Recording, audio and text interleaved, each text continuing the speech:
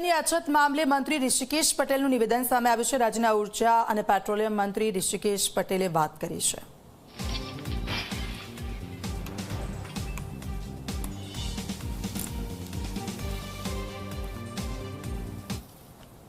Israel અને ઈરાનના યુદ્ધને કારણે જે ગેસની જે પરિસ્થિતિ છે તેને લઈને ગુજરાત સરકાર દ્વારા પણ ઉદ્યોગ ઉપર કેટલો કાપ મૂકવામાં આવ્યો છે। ત્યારે આપણી સાથે રાજ્યના ઉર્જા મંત્રી ઋષિકેશ પટેલ છે, તેમની સાથે વાત કરીશું। સાહેબ, ગુજરાતમાં ગેસની સ્થિતિ કેવી છે હાલ?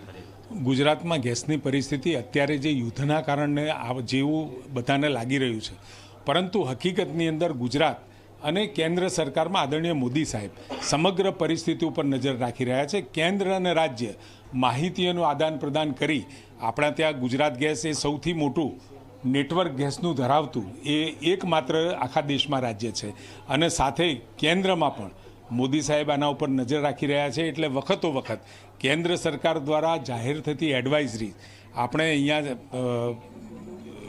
યોગ્ય રીતે લાગુ થાય એ પ્રમાણેના દિશા નિર્દેશ અને આપણે જે પાઇપલાઇન દ્વારા ઉદ્યોગોને ગેસ આપીએ છીએ, સાથે હાઉસ ઘરોને જે ગેસ આપીએ છીએ, એ તમામ ગેસનો પુરવઠો નિયમિત ચાલુ રહેશે અને કેન્દ્ર સરકારે પણ ઘરને પહેલી પ્રાથમિકતા આપી છે। હાઉસ હોલ્ડમાં જેટલા કનેક્શન છે, ચાહે સિલિન્ડરથી વપરાતા હોય, એ કેન્દ્ર સરકાર બિલકુલ એના ઉપર નિગરાની રાખી રહી છે અને સાથે પાઇપલાઇન દ્વારા આપણે જેટલા પણ ગેસના કનેક્શનો છે એના ઉપર આપણે પણ એના ઉપર ધ્યાન રાખી રહ્યા છીએ। ખાસ કરીને ઉદ્યોગોની ઉપર અત્યારે કેટલો કાપ મૂકવામાં આવ્યો છે, આગામી પરિસ્થિતિ કેવી રહેશે અને ઘરેલું ગેસ માટે પરિસ્થિતિ કેવી રહેશે અને ભાવ જે થોડા દિવસ પહેલાં વધ્યો છે તેને લઈને શું કહેશો? અત્યારે જે પ્રાયોરિટી છે, પ્રાયોરિટી આપણી એવી છે કે સૌથી પહેલાં કે જે નેચરલ ગેસ CNG જે પંપ દ્વારા વિતરિત થાય છે એ, સાથે જે ઘરોમાં ગેસ અપાય છે એ, હોસ્પિટલ્સ, સ્કૂલ્સ અને કોમ્યુનિટી કિચન્સ એમાં પુરવઠો અવિરત ચાલુ રહે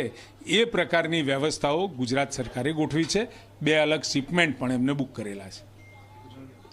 ખાસ કરીને જે રીતે રાજ્યના ઉર્જા મંત્રી ઋષિકેશ પટેલે કહ્યું છે તે રીતે રાજ્યની અંદર અત્યારે કોઈ પણ પ્રકારની તકલીફ નથી, પરિસ્થિતિ નથી, સાથે જ કોઈ પણ ગેસની મુશ્કેલી પણ નહીં પડે તેમ તેઓએ જણાવ્યું છે। આગામી કેન્દ્ર સરકારની જે છે સાથે સંપર્કમાં રહીને સતત માર્ગદર્શન પણ મેળવવામાં આવી રહ્યું છે। કેમેરામેન રમેશ ડોડિયા સાથે દુર્ગેશ મહેતા, જી મીડિયા, ગાંધીનગર।